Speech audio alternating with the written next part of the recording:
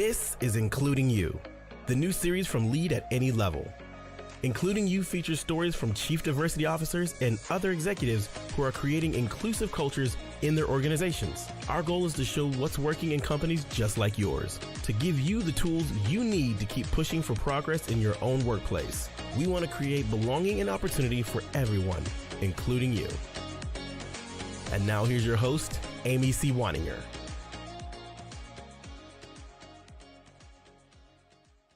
Welcome back to Including You. I'm your host, Amy C. Waninger. My guest today is Earl Newsome. Earl is the co-chair of TechPact, a group of CIOs, leaders, and professionals in information technology that are on a mission to amplify people and partnerships to reduce the digital divide and pursue representative diversity throughout the technology community by the end of the decade. He's got his work cut out for him, and I'm so glad to have him here. Welcome to the show, Earl. Thank you, Amy. Really appreciate it. And thank you for the opportunity to talk and address this hugely important topic. This is an important topic. Now, I know you don't know this, but I worked in IT for 20 years, and there is absolutely a gap in representation and in not just to get into IT, but all the way up the IT career chain and career path. And I am so excited to talk to you about this. What was the impetus behind you starting TechPact? That's a great question. And let me tell the story this way. It really began probably a little over 2 years ago now, this idea about coming together to think about what IT can do to resolve and to address social injustice in America and really across the globe. It really began with Michael Smith and Janet Sherlock. We're getting together with a few other IT executives to really talk about what IT can do as a sector to respond to the healthcare crisis. That initial meeting was to take place a week after the George Floyd murder. And so as they got together, Janet asked this question, said, I really can't talk about healthcare crisis at this moment. I need to talk about social injustice. And so Michael Smith took that on as a challenge and says, maybe I should pivot the question about what can IT do to resolve the healthcare crisis, but what can IT do to really solve social injustice? All right. And what can we do in our fair share and our part to really resolve this crisis? And I often talk about Michael being this personification of the Martin Luther King quote that says, basically, it's not the measure of a person where they stand in the moments of comfort and convenience. The true measure of a person is where they stand in the moments of controversy and conflict. And Michael tends to take stands on these kinds of topics. In fact, he's the one who authors and creates Tech Day in Pink, which is a day where a lot of technologists get together and unite in the fight against breast cancer. And I'm happy to join him on that, as well as he reached out to me and said, let's postulate what can we do as a sector to really respond to social injustice. And so he reached out to me, we got together with a few other people, and we created the TechPact. And as you mentioned, the TechPact really has a vision where we see a world where anybody who has a passion for technology will have the ability to succeed. And we'll do that through the accomplishment of our mission, reducing the digital divide in some meaningful way over the next 10 years. And that will allow us to increase the representation of minorities and get to that representational diversity, which is our goal, and move the needle in that direction to get to representational diversity through reducing the digital divide and increasing opportunities for everyone to participate in the technology sector. So that's the story of kind of the TechPact. Excellent. And so what modalities are you using to further this mission? Is it education? Is it mentoring? Is it job matching? What's the mechanism that you're using? And that's a fantastic question. And the way I talk about it this way is we're using 3 levers to really fulfill the mission. The first lever is what I call the membership lever. And so we encourage people to go to our website, www.techpact.org, and take the pledge. Then we ask you to share that pledge with your network and the mission that we're on. So let's use our networking to share the power of the TechPact message. And the third thing is start living the pledge, and we call that the +1. And it's a simple thing you can do to help start living the pledge. And the way I describe the +1 modality is add 1 to something that you do every day on some regular basis. And you figure out what that regular basis is. But either it's weekly, monthly, daily, annually, you choose. And these +1 activities are this simple. Listen to a song you wouldn't otherwise listen to. Read a book that you wouldn't otherwise read. Take someone to lunch that you wouldn't otherwise take to lunch.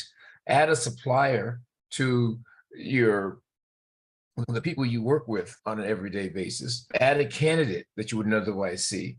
So we believe through that power of just a plus one, combined networks, the network effect of us adding and doing a plus one could be a force multiplier to our ability to achieve our mission and vision. So start living the plus one pledge and just start adding one to something that you do every day on some regular basis. So that's the membership lever. And that's what people can do individually starting today to start living the pledge. Then the next lever is what we call the partnership lever. And the partnership lever is really about using our hours and dollars to fill the gaps of some really great organizations that are doing this great work. TechPact is not going to create another avenue to do the work. There's plenty of people doing this work. What they need is our hours and our dollars. And so as corporations, we can bring our corporate giving, our corporate capabilities, right, to bear to help these organizations that are doing this great work execute that great work. The second piece of the partnership pledge or the partnership lever is this idea, which I call connecting the dots. And that's using our opportunities for internships, externships, jobs, co-ops to actually produce or utilize the resources that are produced by these great organizations in our companies. And that's the ultimate end game. So, we can help them produce the great resources with our hours and dollars in terms of mentorships and financial aid and assistance. And then we can consume those resources that they produce in terms of opportunities within our companies from either externships, internships, jobs. And so that's the next lever, is this notion of partnership lever and working with our partners to either fill the gaps or connect the dots. And the third lever that we ask for to try to activate our mission is this notion of storytelling lever. And we ask for people to tell their stories, much like this podcast. So tell your story. We call them Ignite sessions. And so we want to have individuals tell their stories of success, because we believe if you can see it, you can believe it, then you can achieve it. And so this concept of really trying to drive and tell stories about many executives that have achieved some amazing success in the technology sector, our folks just need to hear that. And so they can do that through the Ignite sessions or through a panel. So we'll do live panels where we do panels and people talk about what they've done, or through some bespoke research report that somebody wrote something, and then we want to amplify that through our network. And so those are the three levers. Again, the membership lever, the partnership lever, and the storytelling lever. All three of those are ways that we're going to try to drive our mission and vision forward. I think these are fantastic places to start because, so first of all, the network piece is so important because who we have in our network determines how opportunity flows to us and how opportunity flows from us to others. And if we don't expand our networks and we don't have a good representation in our networks, all of that opportunity stays concentrated right where it is. Agreed. This notion of hours and dollars is so important because that's really where the rubber meets the road. If we're going to say it, then we got to put our feet behind it. We got to put our money behind it. And I think storytelling is so powerful because that's how you attract more people into the membership and partnership levels. That's how you really build on that. So what kinds of results have you seen so far with these different levers and in fulfilling your mission? Yeah, I will say that we've done a lot of good things. We're on our second year. Our birthday's 10/29. so we'll be officially 10 years old, I think, on the 29th of this month. And when I think about what we've done, and I'll share with you after this our annual report, because we produce an annual report of the number of Ignite sessions that we've had, the number of panels that we've had. We're trying to drive and increase our membership and get that going as well. And so I have had the great opportunity to speak to a lot of different executives. So every time I talk with an executive, I talk about the story of the TechPact, especially an IT executive. And each one of those conversations continues to drive and generate interest. So I believe we're still in our infancy, admittedly, but I think even in our infancy, we're beginning to have an impact. In fact, we've launched a TechPact here in the US. We've also had TechPact events in India and even in Japan, driving the global world of inclusion and thinking about gender inclusion, thinking about ethnic inclusion, and how do we drive all that up across the entire technology sector, because technology is an interesting thing that is global and can participate, and we can embrace our geekiness, as I call it, in being more open. So people expect us tech geeks to be a little weird and a little off. So let's go ahead and embrace everybody. There's no reason why we can't really adopt our geekiness and turn that into a point of openness and invite everyone to participate. Absolutely. When we're all socially awkward together, it doesn't feel so weird. It doesn't feel weird at all. We all got our own weirdness. And I would say this, I also want to add this we're also thinking about how to expand the definition of STEM to include STEAM. And so the science, technology, engineering, and math, make it, add art to that. So inject a little bit of fun and a little bit of art into technology. And that's how you get the STEAM.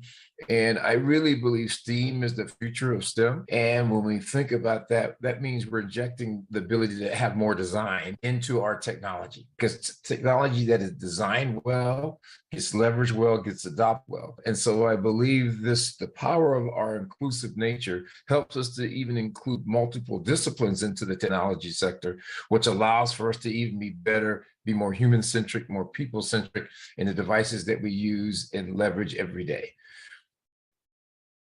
Yes, and the design piece is where we can really be more inclusive with our technology, because that's where we're going to see more universal design, more accessibility, products and software that recognize diverse skin tones and diverse facial structures and different levels of ability. And that's been a real problem in tech for a lot of years.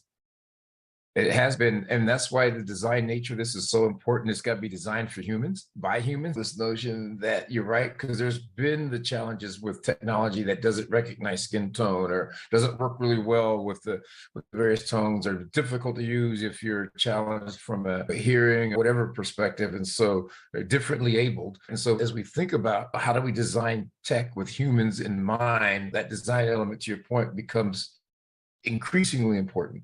And that's why I believe in this notion of having these design engineers that are working in, that have the skills and abilities, and frankly around ethnography, so they have to be able to walk around and see it, feel this thing being in use. This whole thing about how do you drive digital anthropology, and so they have to be anthropologists as well. And so I think that these new skills, when they get embedded into technology and the way we deliver, even SAP can be cool to use. I agree. And I've always been excited, not just about the tech, but what the tech can do for people, and how people's lives can be made better, how their jobs can be made better, how their interactions can be made better because of the technology. I agree 100%, because it's about improving life. And if we do things with humans in mind, we can make this whole world a better place. And that really takes me to my next kind of thought model when I think about making the world a better place. One of my principles is to think about diversity, equity, inclusion, and belonging. And so when we think about the TechPact and we think about diversity, equity, inclusion, and belonging, I use this model. The first one is, diversity is like being invited to the dance. Equity is having access to the dance floor and being able to dance. Inclusion is being asked to dance. But belonging is wanting to dance as if no one's looking at you. So if we think about in this world of really building amazing tech and building tech that makes people want to dance as if no one's looking at them, then we will have really achieved an amazing world where it's really better for human beings. And it's better for technologists inside organizations who feel that they belong. My number one goal is to create an organization of 1,000 dancers. If we can create an organization of dancers who really feel that they can belong and really feel that they can contribute not only their efforts that are required for them to be compliant, but their discretionary effort, which allows them to be great. And so you move from compliance to greatness when you feel like you belong. And so let's work within the TechPact and work within organizations to drive that sense of belonging, so we get an organization of dancers, so that we get an organization of greatness. That to me is the ultimate goal. And when we do that, we'll build great products that make people live great lives, and will address many of the things that have been challenging us heretofore. And this gives us a way of getting at those things. I think that's beautiful. And I want to make sure that people know who all can sign the pledge? Is it tech executives? Is it anybody who works in tech? Is it anybody at all? Who can sign your pledge? It's anybody who's aligned with the mission and vision of the TechPact. We're looking for people who want to try to make a difference in the technology sector. That means you could be a technologist. That means you can be an executive. That means you can be a student who's looking for assistance and help and wants to be part of the tech community. You could be a supplier who wants to help accelerate these activities. I don't care whoever you are. If you're united with our goal and mission, come sign the pledge. Excellent. And that's at techpact.org, and we'll put it in the show notes. And if people want to engage at a higher level, are there opportunities to do that on the website as well? Absolutely. If they want to engage on a higher level, we give people an opportunity to not only know about and be knowledgeable about the TechPact from the individual standpoint, but also participate with the organization. We're a volunteer organization. And so there's plenty of opportunities for volunteers. If you want to tell your story as an Ignite, you can let us know that. If you want to be a mentor, you can let us know that. If you want to be a mentee, you can let us know that. And so there's lots of opportunities and more coming as we continue to develop and mature. We'll find ways to get those that are wanting to participate and add value. We'll find a way to leverage your interest and desire. Earl, that's fantastic. Thank you so much for sharing about your organization's mission and vision and what you're doing to advance representation in tech. I am so excited about this work. Awesome. Thank you, Amy. And thank you for the opportunity to share. Again, for those that are listening, I'm really passionate about this. I think the timing is now. This is our opportunity to make a difference in the world. This is your opportunity to join me in helping to make that difference. I call on you to take the pledge, start living the pledge, sharing it with your network, and adding one to something that you do every day. Thank you very much. If you've enjoyed this episode, follow Lead at Any Level on LinkedIn and YouTube.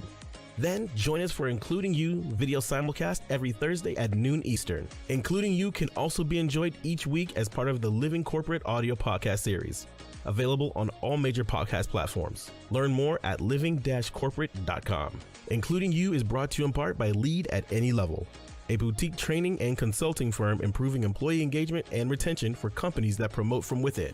Lead at Any Level. Leaders can be anywhere and should be everywhere. Learn more at leadatanylevel.com.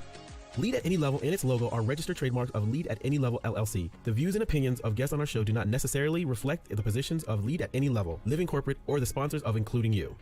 That's it for this week's episode of Including You. Join me next week when my guest will be Christopher Bylon Van Sandwyk, who at the time of our recording was a free agent and able to speak candidly about the chief diversity officer role and the demands that it has on a person. And it's a fascinating conversation.